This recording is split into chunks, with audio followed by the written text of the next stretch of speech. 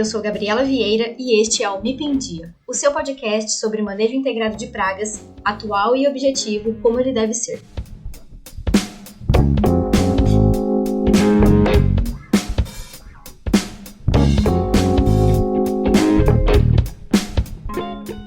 Olá pessoal, sejam muito bem-vindos ao MIP em Dia. Eu sou Gabriela Vieira Silva, sou bióloga, engenheira agrônoma, mestre em entomologia, que é a ciência que estuda os insetos, e doutora em fitossanidade com ênfase em entomologia. Então, ao longo dos últimos 14 anos, eu tenho me dedicado ao estudo dos insetos, a entendê-los e, em especial, as pragas agrícolas, né? Entender como é que a gente pode manejar esses organismos de forma eficiente e sustentável. Então, eu gostaria de dizer para vocês que eu estou muito feliz em estar aqui. O MIP em Dia é um projeto que eu idealizei há algum tempo e, finalmente, está saindo do papel. Eu amo compartilhar informações, trocar ideia. Então, eu espero que vocês gostem bastante do que eu estou preparando para vocês neste episódio e nos outros que virão. Bom, e para começar, nós vamos falar sobre onde tudo começou. O que eu quero trazer para vocês?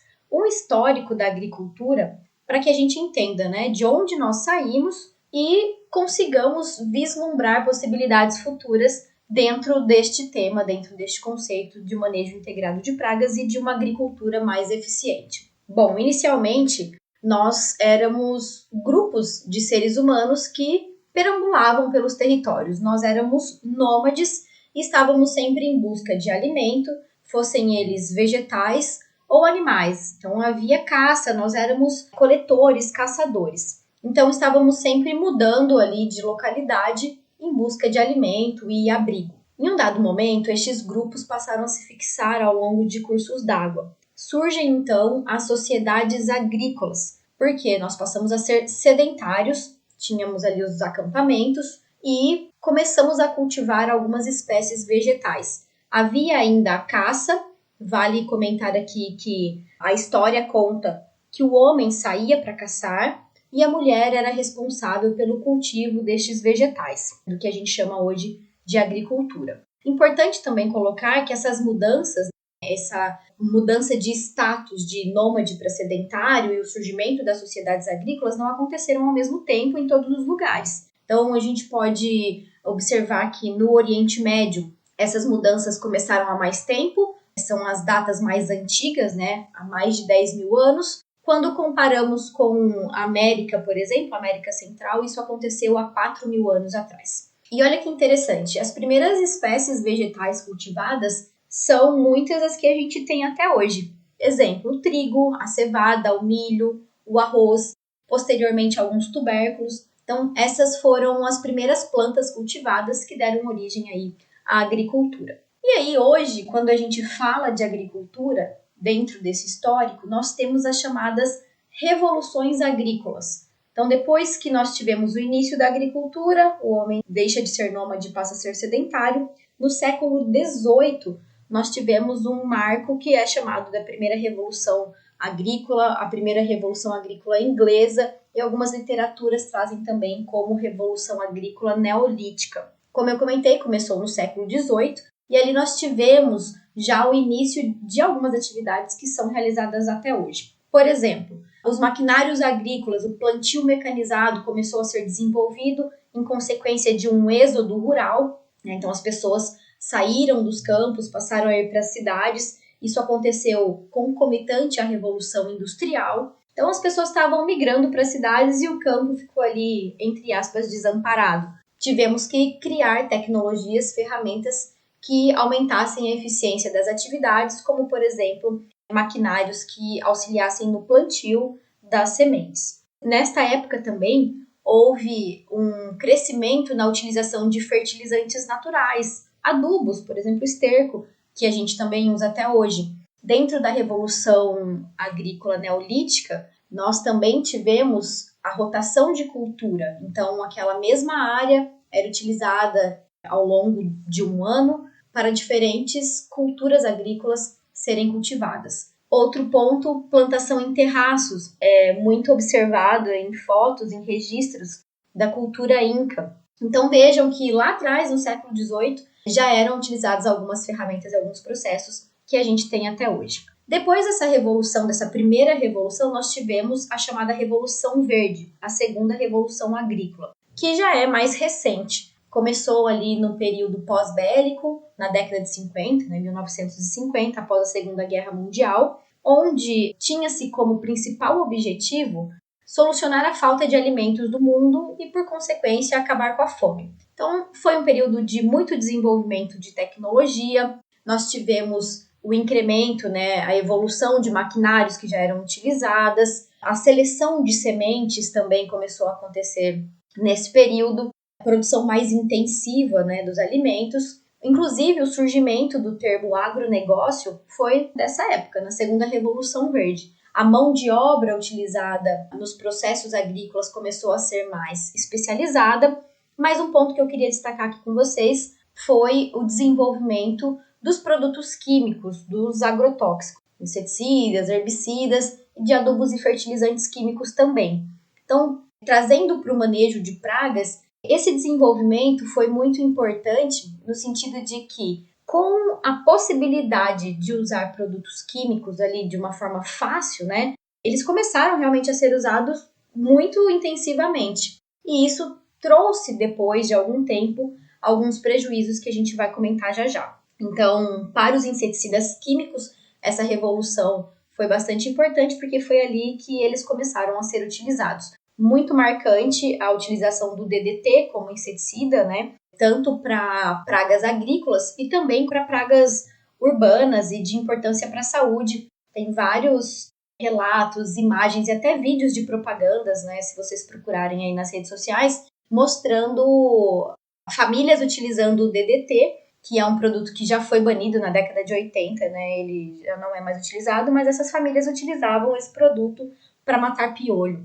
Então, uma falta de informação do que poderia acontecer, né, das consequências que essa utilização de forma desregrada poderia trazer. Então, essa foi a segunda revolução, chamada Revolução Verde, que começou lá em 1950. Bom, uma terceira revolução foi a Revolução Agrobiotecnológica. Vocês lembram que eu comentei há pouco que aconteceu a utilização muito grande de produtos químicos, de inseticidas químicos, de agrotóxicos. Em um dado momento, a gente começou a perceber que essa utilização estava trazendo alguns prejuízos. A gente tinha realmente o controle ali dos insetos, daquelas pragas, mas nós passamos a observar contaminação ambiental, contaminação humana, ressurgência e resistência de pragas, aquelas mesmas pragas, aqueles mesmos insetos que morriam com determinada dose do produto já não morriam mais. Por que que isso estava acontecendo? Hoje a gente entende, né, o conceito de resistência, que em algum momento a gente vai falar aqui no podcast também, mas naquela época não. Então, esses pontos negativos da utilização dos agrotóxicos começou a ser percebido e aí acendeu uma luz de alerta, né? Como é que a gente pode mudar isso? Como é que a gente pode melhorar? E o conceito do MIP, Manejo Integrado de Pragas, ele foi consolidado justamente na época da Revolução Agrobiotecnológica. Ficou marcado, então, um entendimento de que era necessário utilizar diferentes ferramentas para manejar as pragas, né? A gente não podia colocar todas as fichas ali nas cestas do produto químico, porque já estava dando o errado. E outras ferramentas começaram a ser trazidas, não que elas foram criadas nessa época, muitas já tinham sido desenvolvidas, ou pelo menos ali já se tinha uma ideia, mas elas foram começando a ser consolidadas e trazidas para a realidade.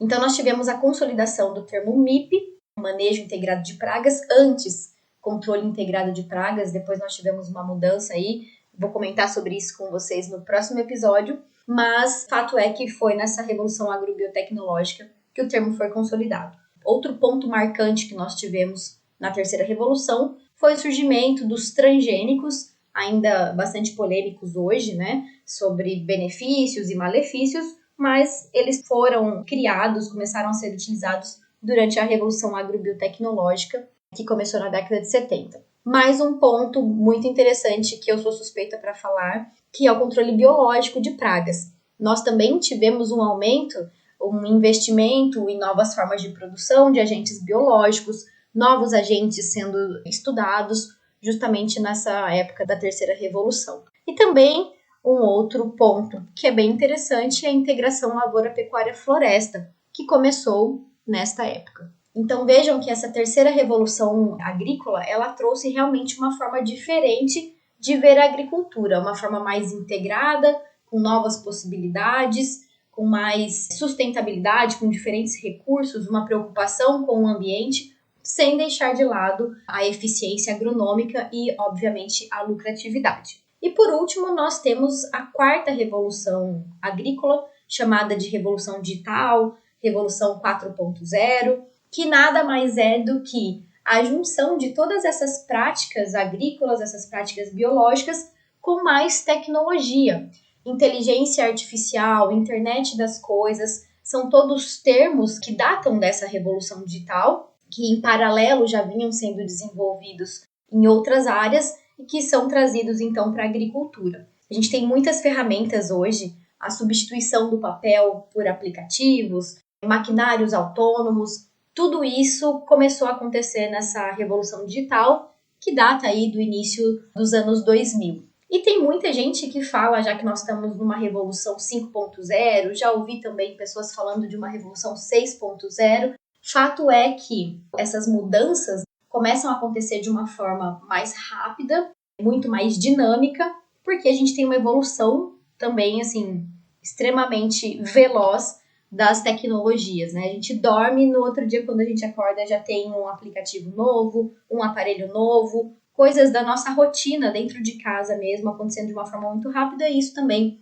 reflete-se na agricultura. Então essa é a história, de uma forma bastante resumida, da agricultura. Onde é que a gente estava lá 10 mil anos atrás e como é que a gente está hoje. Resumindo, nós éramos nômades, passamos a ser sedentários, tivemos uma primeira revolução agrícola, chamada de Revolução Neolítica, lá no século XVIII, que trouxe conceitos como rotação de cultura, utilização de fertilizantes naturais, plantio mecanizado, tudo isso por conta daquele êxodo rural. Tivemos depois a segunda revolução, que é a Revolução Verde, onde a produção ou desenvolvimento de produtos químicos e de adubos e fertilizantes teve o seu auge, foi muito marcado. Depois nós tivemos a terceira revolução, a Revolução Agrobiotecnológica, com o conceito de MIP sendo consolidado e também o surgimento de novas ferramentas como as plantas transgênicas e o controle biológico aplicado.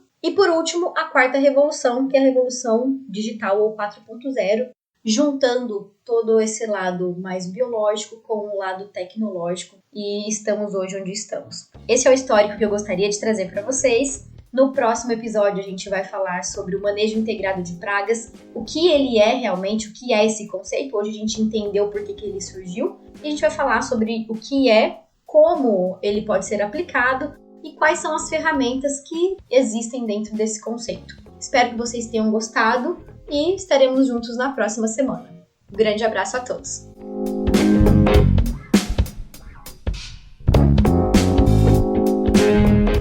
Você ouviu o MIP em Dia.